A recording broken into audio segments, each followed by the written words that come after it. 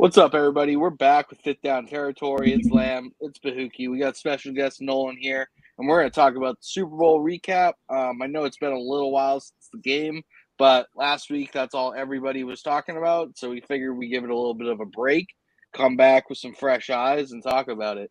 Bahuki, what do you think? As far as Super Bowls go, it was a pretty good one. Halftime show was pretty entertaining. Yeah, there are a couple like really big things. I think the biggest thing to talk about is the overtime decision. Honestly, whether to take the ball or not take the ball. That was what that was like. I wrote a little recap, and that was what I started with. Initially, I didn't really like the decision, but I understand why they did now. Like the way the Chiefs were rolling, if they would have put their defense right back out there, the Chiefs probably would have scored pretty quick.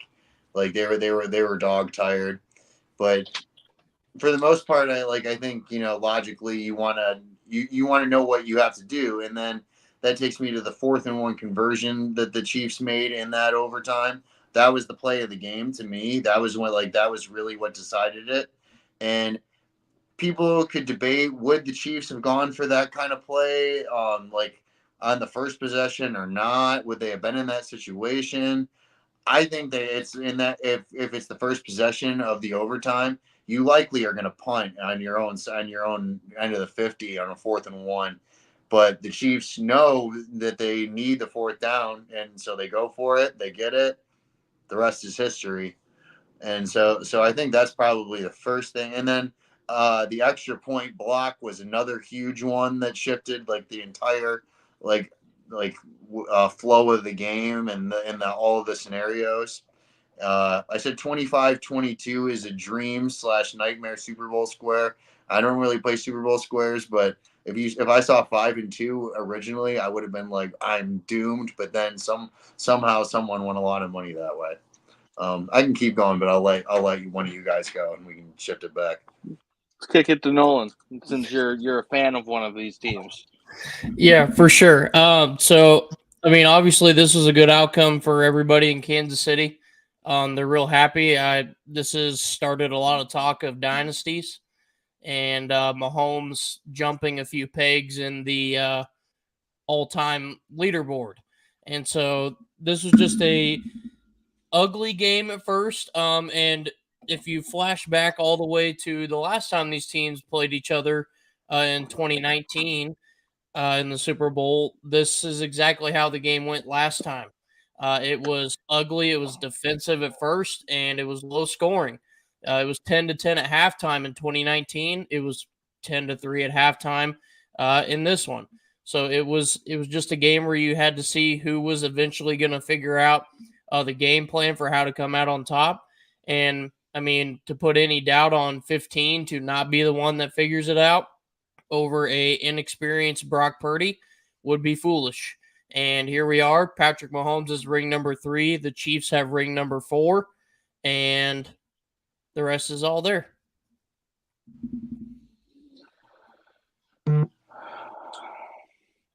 It's Dynasty, Lamb. You can't deny it.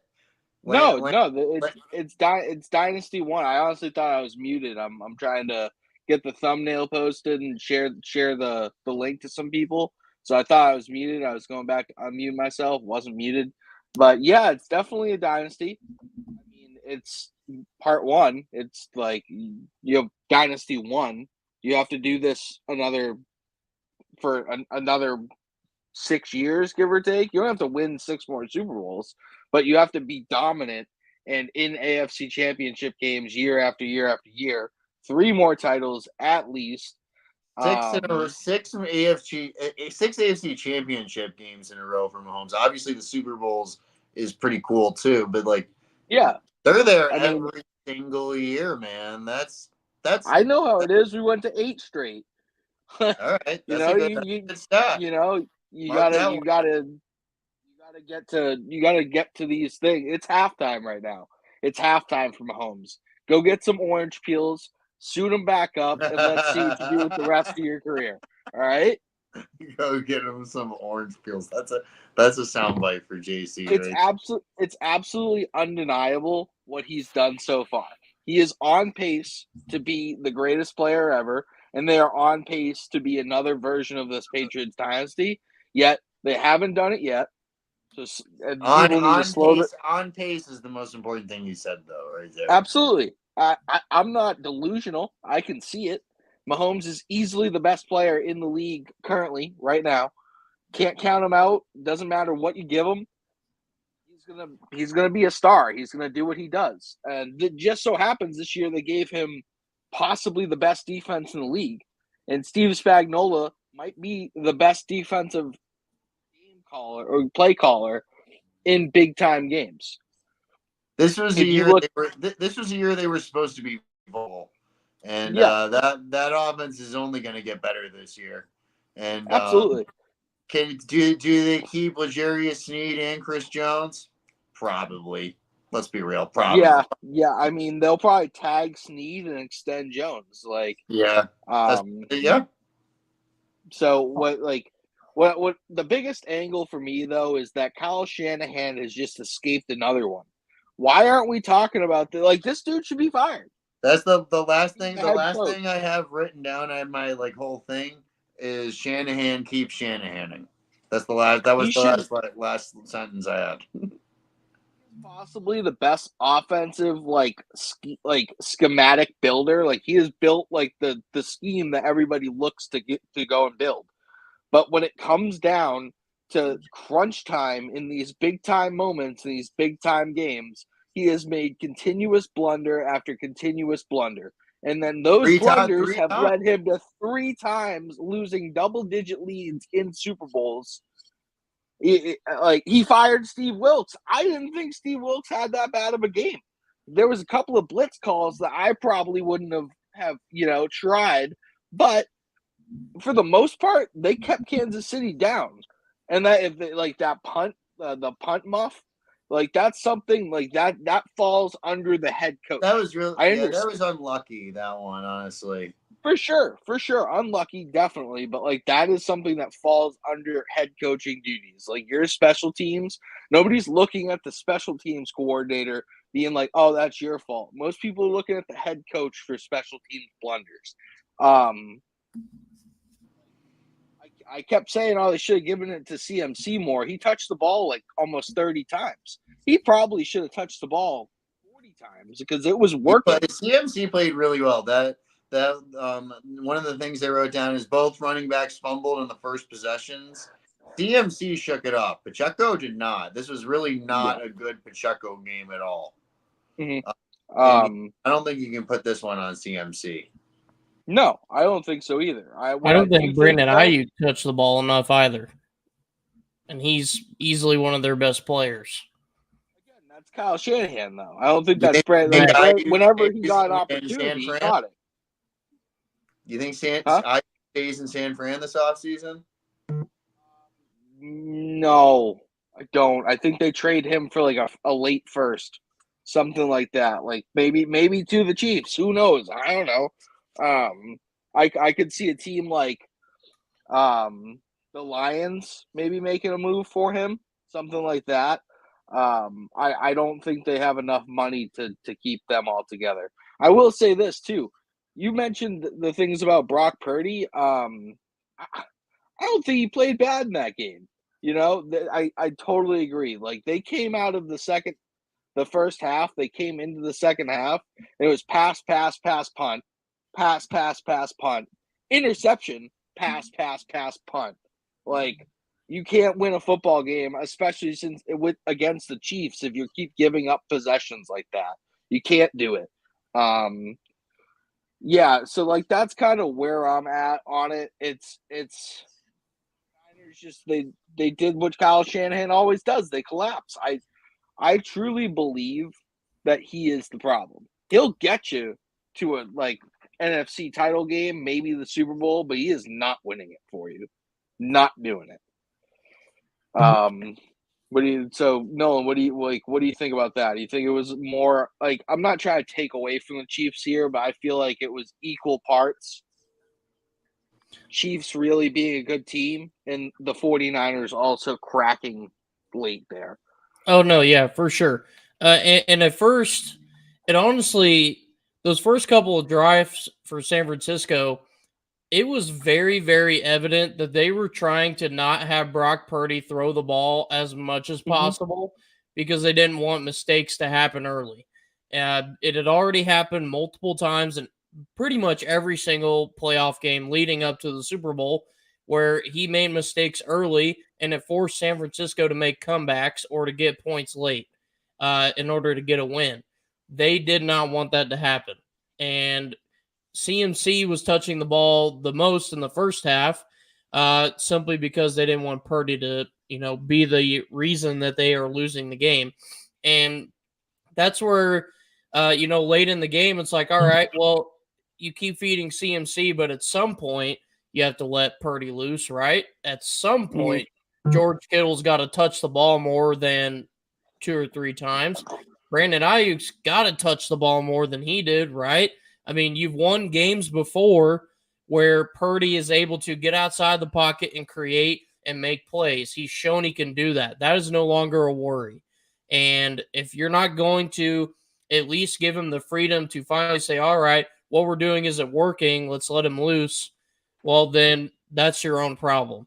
And the fact that Steve Wilkes is getting blamed for all of it and he gets fired over it when his defense just played their ass off in that game, to the point that especially after losing Dre Greenlaw too. Yeah, you lose Dre Greenlaw to a freak accident, and you still keep the Chiefs under 30 points, and it takes all the way down to one final possession in OT. As far as I'm concerned, that's a W, and yet he got fired for it. So, I mean, San Francisco cracked, and I've been saying for a while that it felt like Shanahan just has to blame somebody, and JC said it in the comments that he's nothing but a scapegoat. Absolutely. That this is simply just someone getting blamed so Shanahan doesn't get blamed and he keeps his job and he keeps on rolling. So, and Bahuki's getting a little trash talk thrown at him, but I mean, yeah, hey. JC's throwing a little jab at you. Well, Shan the man is as cursed as the Bills. Yeah, they went. I don't know. He's got a few more Super Bowls to go to before he's as cursed as the Bills. One more. But did he do it consecutively? Yeah, he did. But can we talk about George Kittle?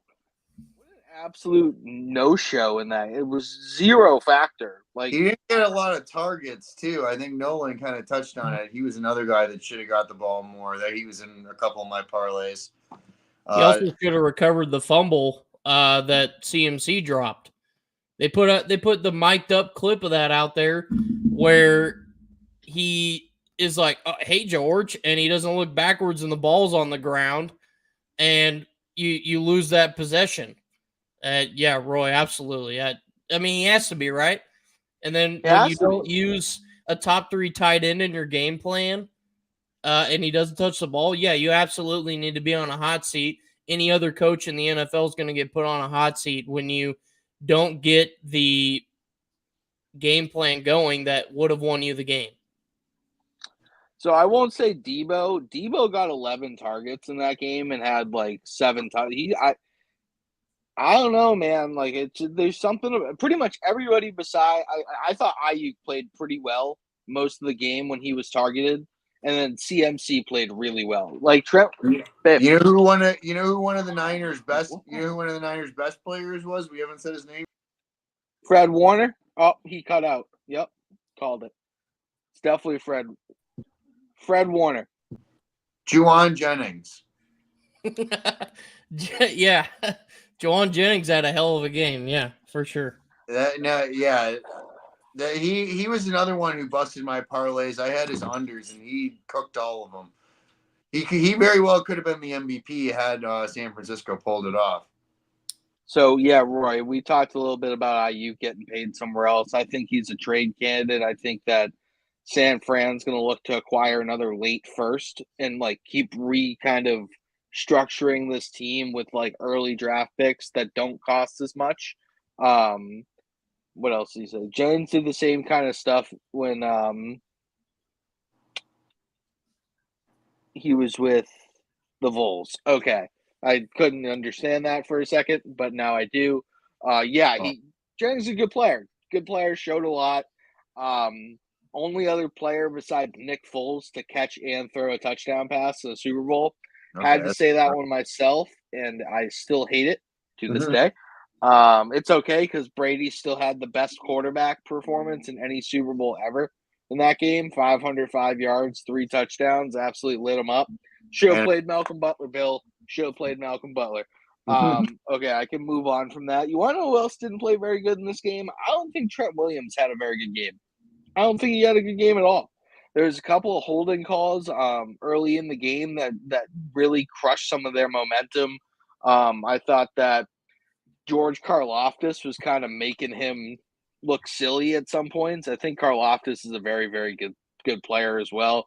Chris Jones got thrown out on the edge a few times against him, won the matchups. Like Trent Williams is not. Sicko. Yeah. Chris Jones, as far as I'm concerned, he's the most underrated and under-talked about, underappreciated player of your dynasty right now. Without Chris Jones, you do not have these Super Bowl wins, as far as I'm concerned. How do you feel about that, Nolan? I mean, he's definitely a major contributor. If he's not getting, it feels like in the playoffs, he goes kind of away from being the main guy that's getting the sack, and he's making noise. He's pushing up the middle, and he's creating disruptions, or he's distracting the quarterback up the middle to where they're not seeing the edge rushers. And honestly, he's okay with that. And you're absolutely right. If he's not making those disruptions, then Kansas City's game plan changes up quite a bit. But that should also speak to the level that Karlaftis has came to. And hey, as far as Kansas City's concerned, that Tyreek Hill trade turned into Karlaftis and McDuffie, who both are looking like all-pro guys. So they're creating, and they're going with what they got. That should also once again speak to Steve Spagnuolo that he is creating things with these younger players. And I mean, the Chiefs have one of the youngest teams in the NFL now. Before, it felt like they had a bunch of old heads and they had to try to get guys taught how to do things. And now all these young guys are becoming elite playmakers. And that just speaks to it. And Chris Jones is just being a veteran, and hearing that he's going to be back, I think should get Chiefs fans amped up, because the real worry was, there's no way we're paying him, and now he's going to be back, and now you just got to worry about paying Snead. So Chris Jones, is that confirmed? Well, yeah, he said it at the parade. He's like, I'm not going anywhere, but obviously that grain of salt. Things might change, but yeah, okay. Grain of salt. I mean, LeBron said he was going to win 7 titles in Miami, and he didn't do that. So, different things. But trivia for you: who was the defensive coordinator for the Giants in 2007? It was Steve, wasn't it? Yeah, it was Steve Spagnuolo. Mm-hmm. So now he had, and then obviously in 19 when you guys beat the first iteration of this Niners team, and then this time, so. Those 3 teams, I believe, have like the top 3 DVOA in Super Bowls, like in history, and he stopped every single one of them. And I'm pretty sure the 22 points that they scored this time was the most that it was 22. I forget what the score of the 19 one was, but then in 07 it was 17 points. He hasn't let any of those teams score over 24 points. 31-20 in the 19 Super Bowl. So ridiculous. That dude is a app, because what he did it to Lamar and the Ravens the week before that. He designs a scheme that makes you get out of your scheme, that pulls you away from what you want to do well. The Ravens wanted to run the football, so he just kept stacking the box, like try and throw on us. Look at our secondary. McDuffie, Snead, Mike Edwards played well too in the playoffs. Edwards, yep. Edwards played really well. That secondary was locking it down. You have Nick Bolton, who's a really good coverage linebacker as well. He's a great linebacker. Yeah, so he just kept he just keeps doing the right thing. Like, he just does the right thing in these games and forces people to get out of their comfort zone. And that forces a dude like Kyle Shanahan to fumble around in his play sheet and not call the right plays. Drew Tranquil's pretty damn good too. Yeah, when he was a free agent last year, I wrote a piece about him coming to the Pats. I thought he'd be a good addition to a linebacking crew that didn't really have speed. And look, he went to the Chiefs and won a Super Bowl. So good for him. Yeah. I can pinpoint one of the plays that I absolutely hated for Shanahan. It was actually right after the pick coming into the third quarter. They get the ball, momentum's on their side. They picked them off. They just wasted time on the clock coming into the third. And he runs this boot action where the youth check kind of hits the flat and then somebody slides over. And Spagnuolo covered it perfectly. They lost 8 yards on first down to make it 2nd and 18. Right then, that killed the whole drive. You just got a turnover on Mahomes, which doesn't happen in the Super Bowl, and you just literally stabbed yourself in the knee with that play call. Run the ball. You're getting 4 or 5 yards a clip. Just run the ball. So that was one of the plays that I think drove them right down. Ugh, Jeff Fisher. Yuck. Not Jeff Fisher. It's not what we want to see. No more Jeff Fisher comments, all right, Roy? We're glad he's not in the NFL. We do appreciate your comments, though. No, yeah, we appreciate, but just not. No more Jeff Fisher stuff, all right? What do you think? Is there a play, a drive where you were just yeah, this is going the other way? You hear me? Who are you talking to? You. Was there a player? Okay, I'm sorry. Repeat the question. Was there a play or a drive that when you were watching the game, you were just yeah, this is about over? Did you ever feel like that, or did you feel like that? When did I know the Chiefs had it? Yeah. He sees the entire second half. I knew the Chiefs had it when the Bills missed that kick wide right. But during that Niners game, there were a couple Chris Jones sacks late in the fourth quarter and overtime, and they were really just starting to blow him up on the line of scrimmage, and they just looked out of sorts, man. They did not look like they were ready to win the game.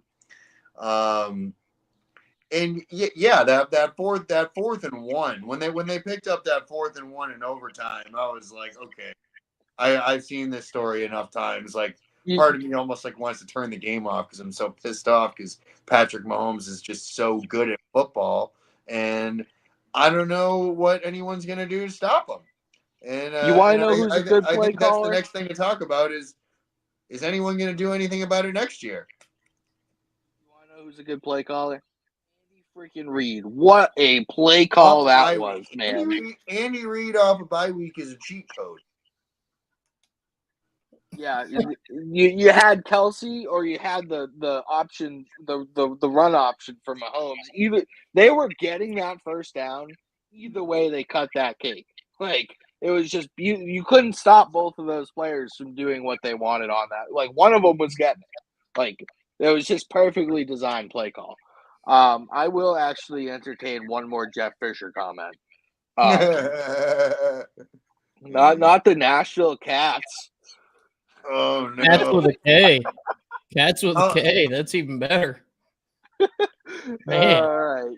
Roy knew it was over when the game when San Fran took the ball in OT. Yeah, that didn't make me feel all that great. Yeah. I'll tell you that. It was just It was a tactical error. I called it right in the moment. They didn't even know about the rule. I can't believe the players didn't know about the rule. I'm sorry if I'm one of those guys. Do not admit that to the media after the game. It's another Kyle Shanahan thing. No, I know, but don't admit to. You should not admit that. Oh, I didn't know the rules. We didn't talk about it all week. What? Don't admit to that. Like you just don't say that. you You just don't need to say openly it. said that your team did absolute crap at their film study for 2 weeks worth of situational planning. football. Like you can't. Don't admit to that. Like just say, yeah, we made a mistake. We should have taken the ball, and it bit us in the ass. That's it. Don't say, oh, we didn't watch film on it. We didn't plan for it. We didn't know the rules. What? I didn't know the rule until it went up on the TV. One other thing I had written down is I was curious because it was getting down to the wire at the time. I was curious if the rule carries over to double overtime. I don't know. Yeah, it's a whole new game. So they would have went into a second overtime. Because I've seen people say that the Chiefs had a legal man downfield and the clock would have ran out. No, it would have just went into the second overtime quarter and they would have just scored the next play. Like you're there, the Niners are wrong to take the ball. You let Mahomes do what he has to do, so then you therefore understand what you need to do to continue the game. Yeah, they didn't even game plan for an overtime situation, is what that tells me, and that just adds to the lore of why Kyle Shanahan is a dream Super Bowl matchup for anyone in the AFC. All right, I think that is good on that for now. I'm going to throw up a little ad for us, and then we can talk about what we think the next Super Bowl matchup is for next year, and then we'll talk about franchise tags. Haven't been confident enough to do this with my friends. I'm going to do it in front of Tiger Woods. No, you're all good, dude. All right. Easy day, baby.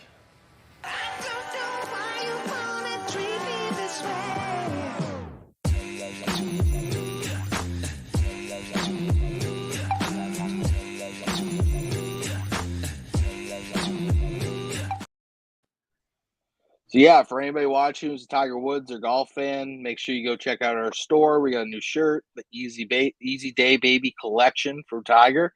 No affiliation with Tiger, but it's about him. So make sure you go and check out that shirt. Maybe buy it. That'd be cool.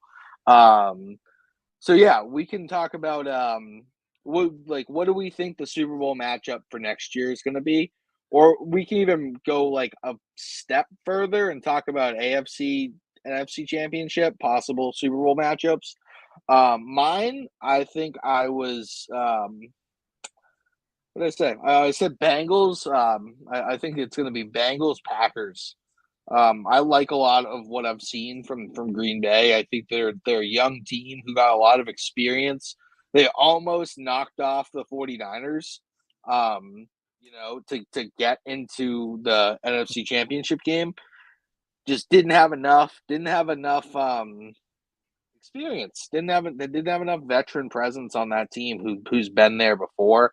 So I think that I really like Jordan Love, their pass catchers. I like Matt LaFleur. I think they have a bunch of first round picks on the defensive line. And then on the other side, there's only one active football player who's beaten Patrick Mahomes in the playoffs. It's Joe Burrow. And a lot of people want to forget about that because they had an injury-marred season and nothing really clicked for them all year. I think that team's going to be back with a vengeance and going to be an issue next year. So yeah, I think the Bengals, if they do meet the Chiefs, they understand how to knock them off. But I do think their defense needs a little bit of a retool. Otherwise, if it's not the Bengals, it's probably the Chiefs. It's probably Bengals, Chiefs, and I would say Lions, Packers. And Dan Campbell just can't stop going for it on fourth down yet again, and they just don't get there. And you know what? Either side on the NFC, whoever hits that, I would be happy. And then as long as the Chiefs don't three-peat, I'm good. Like I'm all set. I don't need that in my life. You don't want to. Yeah. You don't want the just absolute headache of listening to Chiefs fans talk about the first three-peat ever. I'm all set with that. I'm all set with that. We should have done that. We should have won 4 in a row. Went to 4 in a row. But it's okay. We didn't. That's history now. Can't change that. Pats are not making it there anytime soon. Probably going to be another 2 decades. But I don't want to see you guys do it. I'm not being a hater, just being a realist. So yeah, Buki, what do you think here? Actually, one sec. Let's I think JC has one here. He says Bengals, Lions, Battle of the Cats in the Bayou or the Bayou. Sorry, Bayou. Bayou. I was reading. Sorry, did I realize I said it wrong? I think Roy said something here. Green Bay could be a sneaky NFC team that could be there. He didn't give me an other matchup. But yeah, so Buki, what do you think? Got good. I was listening to what you had to say there. So I'll start on the NFC side. You gotta like the Lions here. I think it's really difficult to repeat as a Super. Yeah, difficult to repeat as a Super Bowl. This is clockwork stuff. Sorry about that. The It's team. okay. It's even harder for the team who loses the Super Bowl to come back. So I'm not picking the Niners to make the Final Four. I am going to pick the Lions to make the Final Four, and the Packers are a popular pick. I like the Eagles to come back and make it to the NFC Championship. I think that they're going to retool here, and that division every single year we have a different. Dude, I don't understand. I think it's the Eagles that come back and do make it to the NFC Championship. And then on the AFC side, it's gonna be those top three teams that we had last year with the Chiefs, the Bengals, the Bills. Who's the most healthy at the end of the year? And this year it was the Chiefs who were the most healthy at the end of the year, and they got through. The Bengals, I think, have the most clear path to the 1 seed, playing the 4th place schedule. Their crossover games are going to be pretty easy. I think they have one of the more manageable schedules with that team coming back healthy. I do like the Bengals to get the 1 seed. I think we're going to see Bills Chiefs in the divisional round again next year. I don't where it'll be. I think is way less consequential to who's healthy. I'm going to be a homer. I'm going to be toxically optimistic. I'm going to say the Bills do knock off the Chiefs in the divisional round, wherever it may be. Shoot, we play them better at Arrowhead, so maybe that's better for us. And then I'm gonna say that we get the drunkest Super Bowl in the history of the NFL and get Bills Lions in the Bayou. All right. Yeah, I don't know, man. I think the Bills they have Patrick Mahomes stuck in their brain. So somebody's gonna have to do brain surgery to get him out of there. Michael Jordan had to. Ooh, he's not gonna like that one. You're not gonna like that Roy comment. Yikes. My buddy says he's Philip Rivers, and like Josh if he doesn't win one, Jim Kelly. Josh Allen's got to win one AFC championship before he can be mentioned in the same breath as Jim Kelly. No, he's Philip Rivers, and shout out to my buddy Corcoran who keeps telling me this. And if he doesn't win one, he's Philip Rivers. I will say that this Bills team compared to the '90s Bills team, the AFC was a lot weaker back then, and the AFC lost 13 Super Bowls in a row. I know the Bills got 4 of those, but the '90s Bills had the benefit of a weak AFC. It's the opposite now. This Bills team's playing in a loaded AFC, and they could be comparable, but we'll see. And I think that this is a huge offseason coming up. You know, and he's gone, and he's back. Sorry, we don't have that many holes, and we're not really that far off of this Chiefs team. We really could have beat them. I think we were the team that had the best chance to beat them in this playoffs. Maybe I'm delusional. Whatever, that's sports, brother. All right, Nolan. Well, I think I know where you're going. Is it your dream here?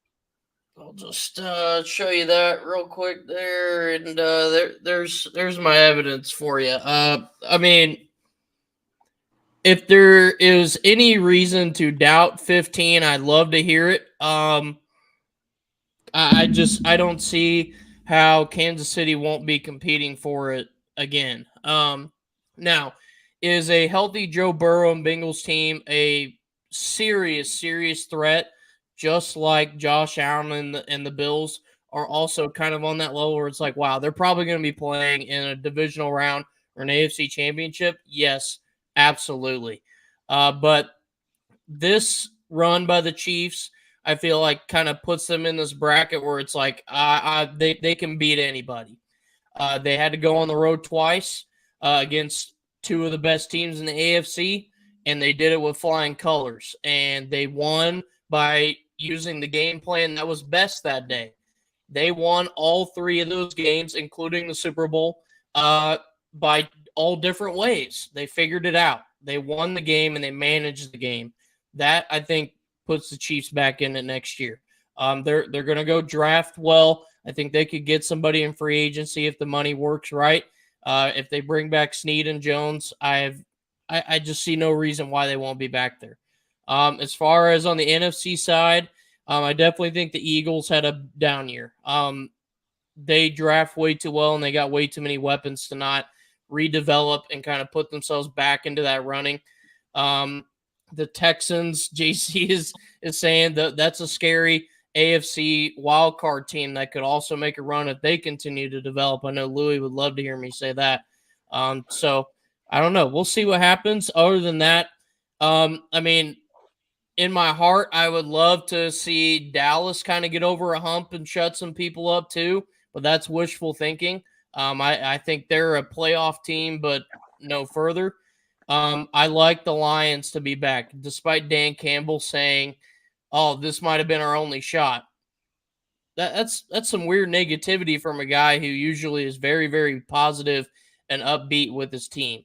He has a lot of young guys on that team, a legitimate roster to be a solid team next year. So if they can get over, yeah, probably. Snead wants the money. But I don't know. We'll see what happens. I got Chiefs. I think I said Chiefs Cowboys is an optimistic one. But I could also see a Chiefs Packers. I could see that too if there's a weird run by Green Bay. So the NFC is such a toss up, but all my confidence is in 15 and the Chiefs until proven otherwise. They have shown that they are the next dynasty up. And until they get knocked off, there's no reason to say that they won't be there. Yeah, no, I agree with a lot of things that you said. I don't think that it's a question of Mahomes. I just think that it's hard to do it 3 years in a row, man. Let alone two. For sure. I mean, you did it too. Really, congratulations. Like that's a feat in itself. I mean, obviously, it's been 20 years since that's happened. I don't know. It felt like they had this like weird storm of like perfect stupidity on the other side of you know what I mean? Like again, not trying to take away from Tyler anybody. Bass. Tyler Bass. You get Todd Munkin out there running the ball. It was 43 yards. We have high school kickers that can make that. Yeah, Bahuki's clearly still upset. 43 yards and 50-mile-an-hour wind gusts. I could not have made it. I can say that there's nothing I could have done that would have helped them. So I don't think I would have made contact. Eat it. So yeah, that's kind of like how I feel about next year. So yeah, one thing that's drastically going to change next year is this period that we just entered today. It's the franchise tag window. It's open till March 5th. Teams have the availability to stop one of their players from actually reaching the open market. And I think that this is the most important time of free agency right this second, because it actually determines the market that you'll be looking at after the March 5th date. Everybody wants to talk about, top 50 free agents. Well, like, there's a good chance that like 12 to 15 of them don't actually hit the market. And then you're looking at a completely different landscape. Like T. Higgins, Michael Pittman, probably not hitting the market. Like L'Jarius Sneed, maybe not. Antoine Winfield, it's likely he's going to be tagged, which I think is an excellent decision by the Bucks. I think he's actually the best safety in this league. So I wouldn't let him even sniff other people throwing the bag at him. Either Patrick Queen or Justin Matabuke on the Ravens both have their contracts up. Brian Burns probably going to get tagged. That was one of the ones I wanted to talk about was Brian Burns for sure. Go for it. Talk about it. Well, yeah, no, I was going through and one other point to backtrack to what you said about the top guys coming off. I remember last year going into the free agent class, we were talking about the running backs and with Josh Jacobs, Saquon, Tony Pollard. None of them hit the market. And they all got tagged. But yeah, I was going through your article where that you wrote about all of the every single team, and honestly, great article you wrote. Like that, like I was going through it and I was thinking, man, this kid can really write. He really does his homework, man. Like honestly, like yeah, I want to take a second to give you your flowers for that one because good articles don't just happen like that. And you really fucking did your homework. Sorry, okay. Anyways, yeah, and you said you didn't think Brian Burns gets tagged. You were talking about Chase Young has to get tagged to justify the trade, and you said that about another guy too. But I think the reason Brian Burns has to get tagged is the trade that they didn't make with the Rams. Like you have got to get something back to this guy. If this guy walks for nothing, that is that is one of the biggest GM blunders of all time. Well, that's how you lose your job. That's up there with like that trade that the Nets made with the Celtics back for Paul Pierce and Kevin Garnett, and it pretty much set the Celtics up for years to come. Like I still cannot believe that they had 2 first rounders on the table and just didn't take it, and now this guy could walk for free. No, you have to tag him. Like you have to. Yeah. I get it. I can't count anything out with this Panthers regime here. They're so bad. It's just so whack. You shouldn't be surprised by a bad move that they make. So I guess that is a good argument. So I think it was Chase Young. It was the Seahawks. The Seahawks. Yeah, Leonard Williams. Yeah, that was another one. Yeah, I agree. That you can't give up draft capital like that, and then that's a top 50 pick. You can't just do that and not re-sign that, or not at least tag the dude so you have him for a full season and you have the availability to extend him. You can't just let him walk after 7. You're just like, here, take my second round pick, rip it in half, throw it on the ground. I don't care about it. Like we all knew the Seahawks weren't winning the Super Bowl. We all knew that. We all knew that Leonard Williams wasn't going to be the dude who wins them the Super Bowl. But like, you can't just let him go. You can't do that. Yeah, I agree on all fronts there. Yeah, for sure. I think this honestly, those are 2 of those moves where you just see that they're up for grabs, and you're like, they're gonna find some way to let them walk, and it's going to hurt them exponentially. I know JC would love Brian Burns on his team just because they'd already been talking about him last year. I mean, anyone would love Brian Burns on. Oh yeah. Well, I mean, I think he's a serious candidate for the tag and trade.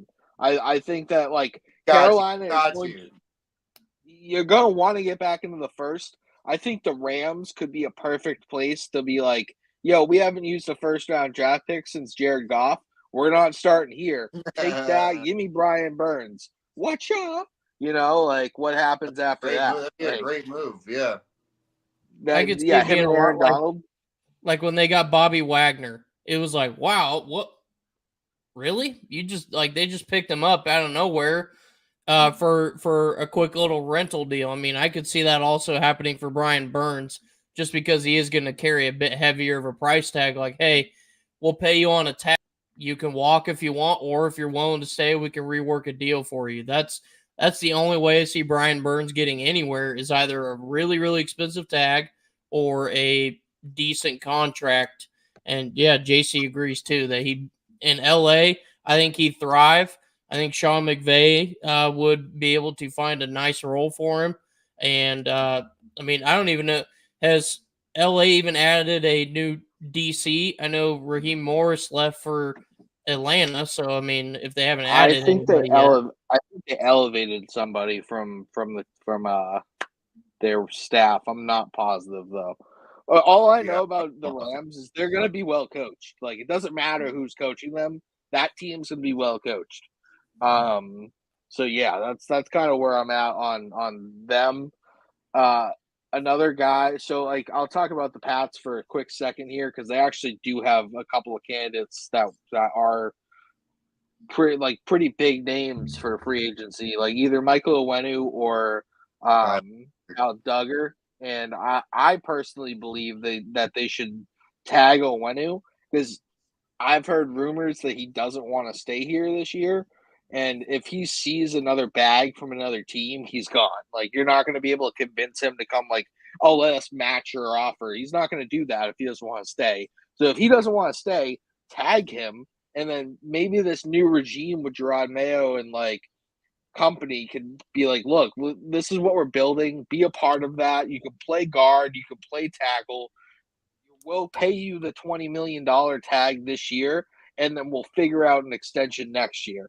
And then with Duggar, I think Duggar actually wants to stay. So I think that he'll be more willing to take maybe like $1 million a year cut, like somewhere around like 14 to 16, which is right around the tag.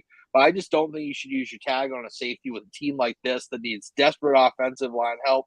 Letting your best offensive line player test the market. That's what Belichick did for the past 4 years. Where has it gotten us? Gotten us with a lot less good players on our team. Like it's ridiculous. So yeah, I think that tagging on Onwenu would be the best bet, and then working a deal out and extending Duggar. Also, Hunter Henry is on the mark. Like he's going to be a free agent as well. Like he's showed that he's still a serviceable piece. I would want to extend him. They have $74 million. They can get another 13.5 if they cut JC Jackson.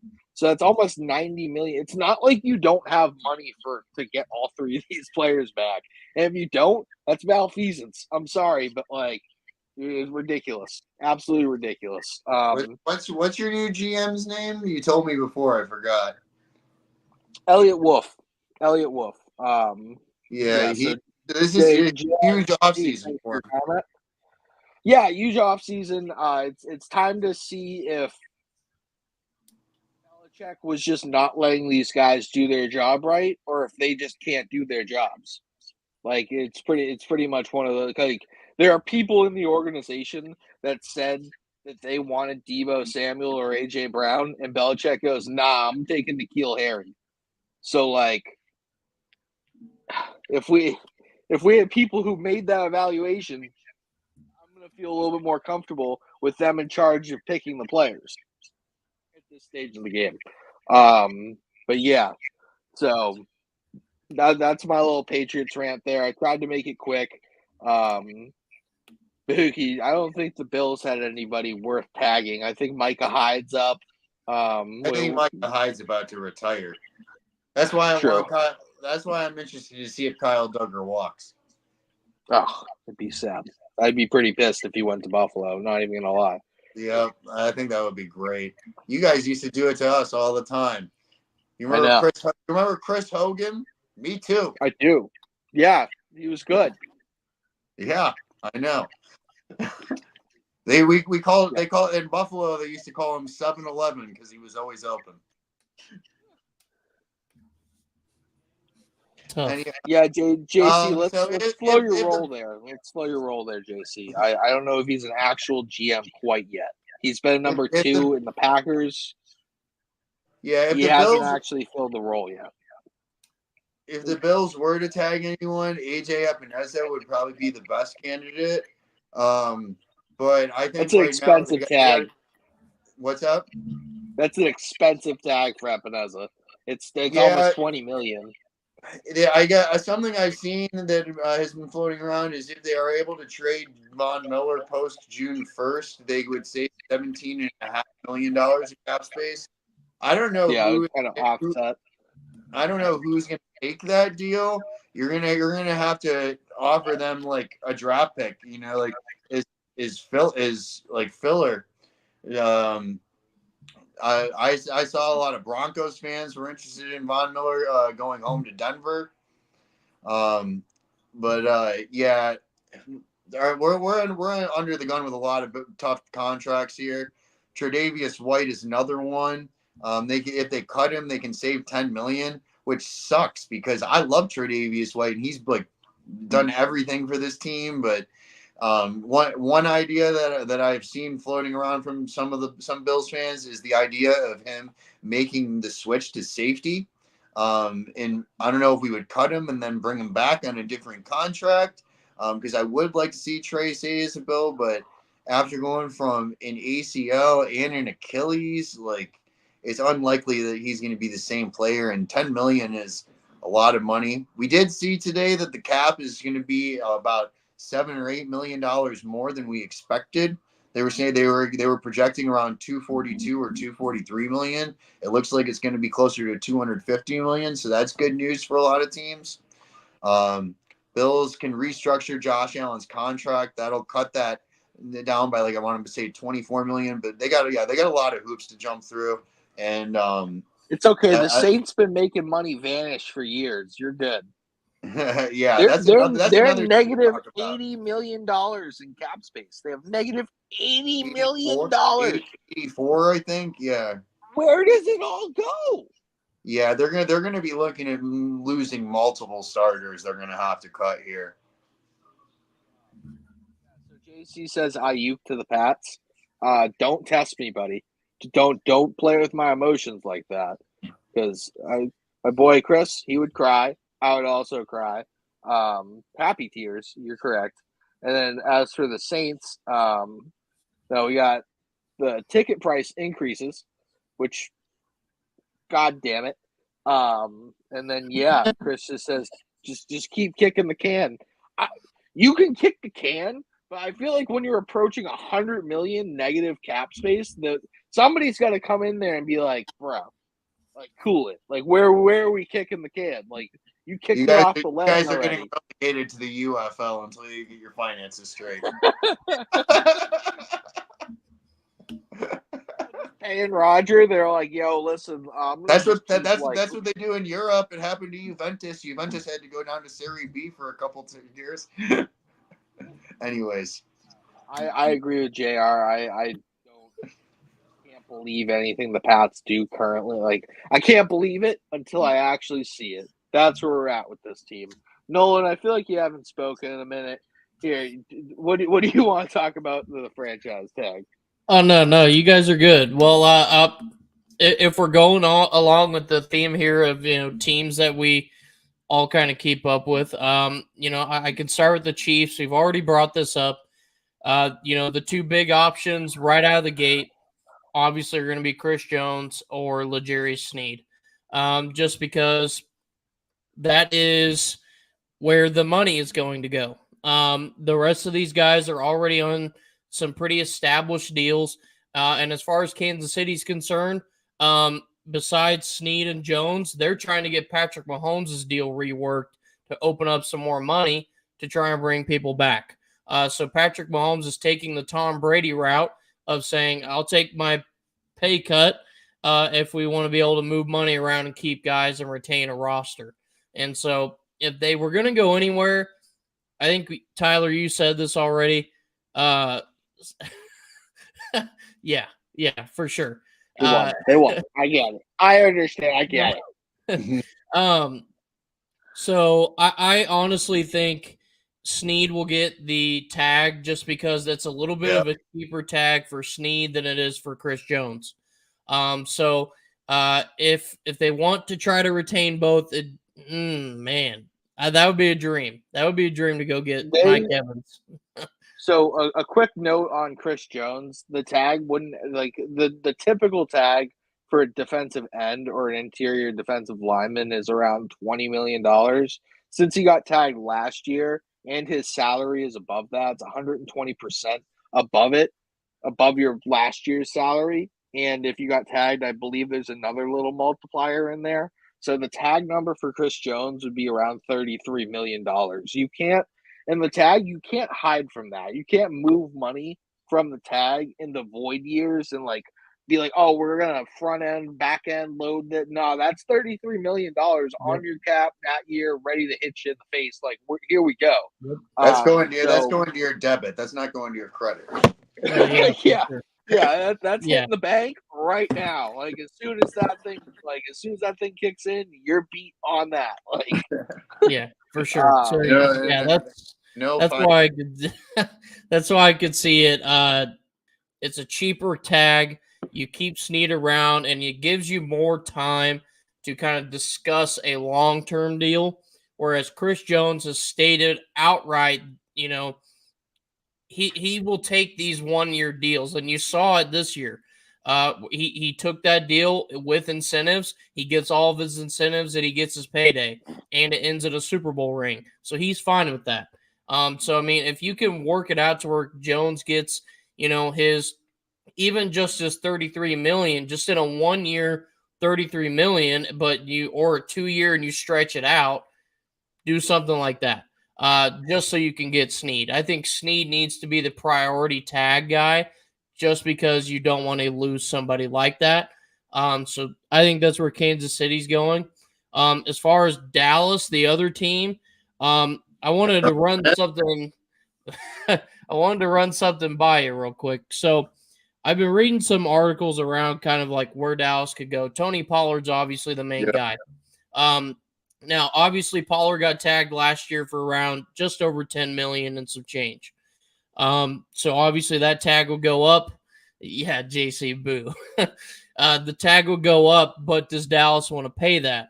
I've seen mocks out there where Dallas does not pay Tony Pollard, and they let him walk, and then you go out and you trade a second or third day pick, and you go get Joe Mixon for a cheapo deal. Poach him from Cincinnati and bring him in for around what Tony Pollard was going to get per year anyway. Spotrac had about $6.5 million a year. That's about what Mixon's sitting at currently. He's got 2 years left on his deal in Cincy. If you can go get a couple of midday picks, and since he's willing to listen, that's an option. Other than that, Tony Pollard's probably getting tagged again. I don't want to hear him whine and complain about the money when he was coming off an injury and he didn't play nearly to the level Dallas expected. There were talks of him putting up CMC level numbers of 1,000 receiving, 1,000 rushing, and he got nowhere near that. So if that's what they're expecting of him, then don't give him that money until he does so. Another tag's probably on the way for him. Other than that, Dallas, honestly, only other route, maybe Tyron Smith. But why would you use a tag on a old offensive lineman who is injury prone and wouldn't be worth the money? It would be a $10 million raise. It'd be exactly. a $10 million. So to speak quickly on your Pollard take about him not being happy with the tag, you just said it. Like Joe Mixon made $6 million last year, give or take, and Tony Pollard made 10. Like, I get it's not long-term stability, but you made $10 freaking million last year. I think you're okay to make another $11 million this year. Look at that. That's $21 million. If you can't figure it out with that, I'm sorry. You probably don't deserve any of it. Like, I'll take $21 million. No, you put that in my account. I'll take $21 million. They had JC saying King Henry or Barkley to Dallas. Yeah. He says, "Wish somebody would tag me." Yeah, tag me. Yeah, for real. Yeah, put me out there. Tag me for $10 million. I'll take it. But one time. Yeah, tag me twice. I don't need no extension. Give me the one tag. I'll be set straight. All good. For sure. You'll never hear from me again. Like, yeah, for real. Chris, I do a lot worse for that tag. Yeah, for real. JC said something about King Henry or Barkley to Dallas. I think Barkley's going to be too expensive. I don't think they're going to want to pony up that money for him. They're already just under 20 million but above the cap, or like they're way over, and they have to try to figure out how to get beneath that. And Barkley's probably not the answer. The only way I could see a Derrick Henry deal working, again, if they let guys like Tony Pollard, Rigo Dowdle go, or even a Brandon Cooks sign and trade type deal, they'd have to clear up a lot of money, and you'd probably only get him for a rental deal for maybe a year, and it would have to be at the right price. So, I mean, I could see Derrick Henry working if they can move the money around, but if they can't put the money in the right spots, then there's no way he's coming to Dallas. I would love that. It'd be great. It'd be beautiful, but Dallas is taking like Jonathan Brooks in the third round, and Tony Pollard's probably not going to catch the tag, and they'll just trust a rookie. You know what I mean? Like they'll take like underrated. Too. Yeah, Corum. They'll take one of these underrated rookie running backs and just do that. Like I think that's. I did say that they'd use the tag on Pollard in my article, but like after I've thought about it a little bit, I think drafting one would be better for them. But yeah, so that's our franchise tag talk. I know we didn't get to all the teams, but I feel like we covered a lot of the better players. And if we missed out on it, comment, and I will be checking them, and I will, we'll engage in some sort of comment war on this YouTube video. I have no problem doing that, and I'm not above it. We got time. Yeah, we got all off season. I do this thing. So yeah, with that being said, I'm going to run one more little ad that we have here. It's the same one if you were with us earlier, but if you weren't, check it out now. Haven't been confident enough to do this with my friends. I'm going to do it in front of Tiger No, Woods. you all good, dude. All right. Easy day, baby.